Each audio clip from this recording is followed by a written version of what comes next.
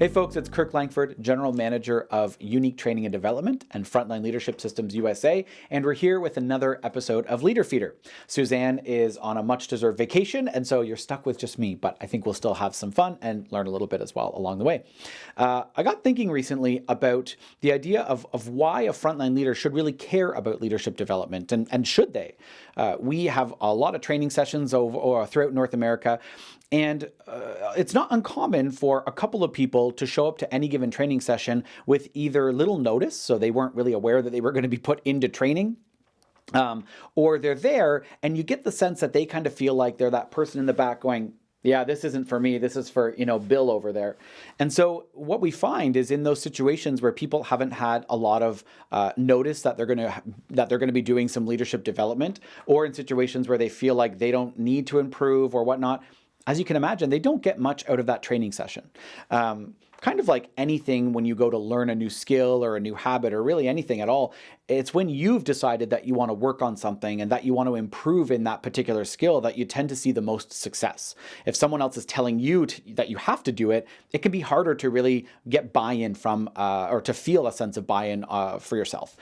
And we find that in our training sessions. Now, that's not to say that we haven't been able to turn a few people in the training sessions that come up to us after and go, wow, that was way better than I expected. But we thought to ourselves, we got thinking about why is it important and should a frontline leader really care about their leadership development? In some cases, they'll say, listen, the way I manage my team is effective enough. They do what I want them to do. I think they trust me. It's all good. So where's the impetus to kind of keep going above and beyond to continue developing your skills as a frontline leader? Why not kind of say it's good enough? It is what it is. And there's a couple of reasons that I wanted to share with you. So the first one is that we believe that good leaders are made. Lots of people would say that a great leader is born, and I think to some extent there are definitely people that are born with skills or abilities or sort of predisposed to being maybe better leaders than other people. But I truly believe that a lot of what makes a leader great is how they're made, the experiences that they live through that make them a great leader. I also think it's having a sense of self-awareness, so knowing where some of their weaknesses are so they can work on those, and knowing what their strengths are so that they can really lead with those. And also a sense of curiosity. So this sense of, yeah, I know I'm not a perfect leader, but I want to get better. I'm curious to know how I can learn and develop and grow and get better. So we believe here at Unique Training and Development that great leaders are made. It's not just something that you're either born a great leader or you're not. And connected to that is this idea of leadership really being a skill, right? Leadership is, because it's not just something you're born with, it's something you can get better at. It's a skill like anything else. Now, within leadership, I think you could argue there's lots of skills: communication, your ability to manage conflict, how to give positive feedback, your problem solving and decision-making ability, how well you communicate with your team. These are all skills within this idea of being a good leader. But at the end of the day, those are all skills that we believe you can work on and get better at. So as a leader, anything you choose to work on and get better at is going to make you a better leader. And I think that's important because at the end of the day, if you work on all of these behaviors, basically anything that you practice, you're going to usually get better at over time. And those things that you practice are going to get easier over time. So the first time you give a feedback conversation as a new leader, it might feel awkward. You might be worried that you're going to offend somebody, and perhaps you might offend somebody with the way that you communicate with them or what you say. You're not sure if giving the feedback is even going to work at all. But by the 100th or the 200th or the 300th time you give feedback, or you're sitting down with someone to have a feedback conversation, you're generally going to feel much more confident than you did the first time. For a lot of our frontline supervisors and a lot of our frontline participants that attend our workshops, they are often technical operators that got promoted into frontline leadership roles because they were strong technical operators. So it's not really because they had strong leadership skills. It's more that they were good at their job. Leadership noticed that and said, hey, we want you to lead a team of people doing either the job you're currently doing or similar jobs. And so if those leaders, and if you're a frontline leader listening, I want you to think about, how did you feel the first day that you were hired as that technical operator? You were working on a certain piece of equipment or running a specific machine. Probably in a lot of ways you were unsure of yourself. You didn't know if you were doing it right. You needed some training. You had a lot of questions. But by day 100, by day 200, by day 300, each time you were more confident than 100 days before that. The same thing happens in leadership. The more we practice managing conflict, the more we practice being an effective communicator, naturally, the better we become at it. And there's bumps along the way. We're not saying that, leadership progression goes like this. It probably goes more like this, but you see progress along the way, and that's what's important.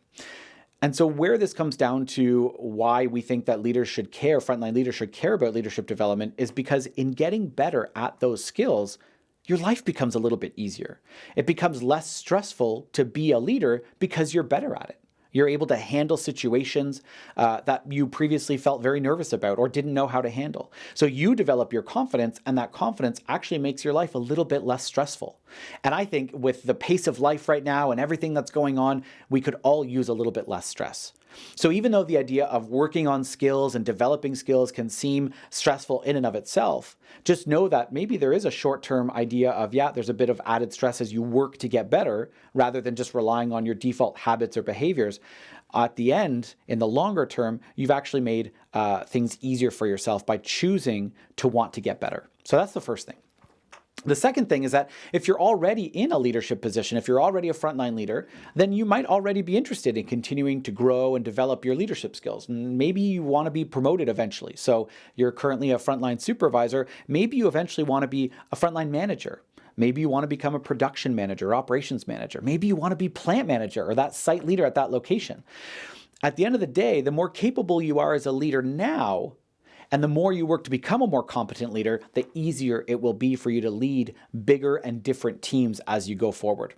And also keep in mind that management might be watching. I know sometimes it might feel like they're not, but they are often keeping their eye out for, who is a capable, consistent, and confident leader that could potentially go from, again, a supervisor to a manager.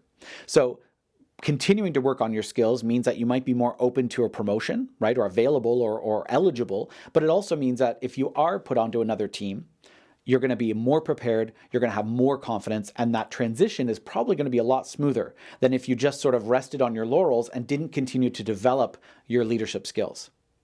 So the third part is really about setting an example for your team. I mentioned in my first tip or my first reason that becoming a better frontline leader makes your life a bit easier because it makes you less stressed because you continue to develop and grow, but it actually also improves the lives of your team members.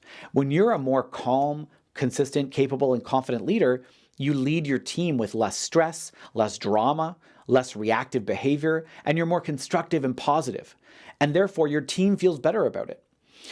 We joke that our mission is that we want to create a world where there's no more bad bosses. And I say we joke because that's a pretty big goal to have.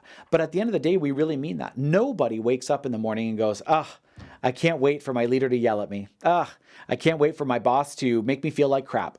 No one wakes up feeling that. Now, I'm not saying people wake up and go, I can't wait to spend the day with my boss because they are so awesome. I'm not saying that's happening either.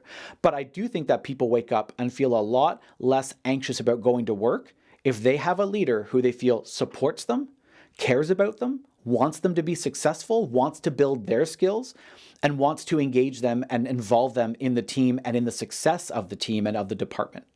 So the better you are as a leader, the more confident you are, you actually, first of all, set a great example of leading with trust and respect, but you also create a team that is less stressful, and you improve the lives of your team members and create a more positive work culture.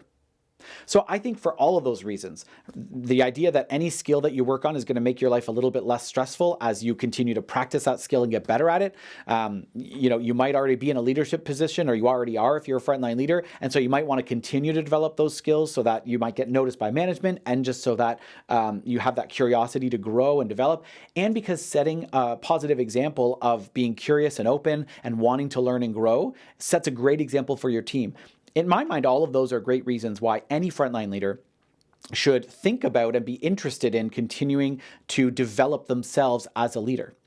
So there's some interesting stuff there. Hopefully you found there's a little tidbit or just something interesting. I'd love to know your thoughts below. If you're a frontline leader, what are your thoughts on leadership development? Sometimes it might feel a little bit like a begrudging thing we're forced into. Other people we work with are really excited about the idea. So I'd love to hear your thoughts in the comments, your take on kind of frontline leadership and leadership development.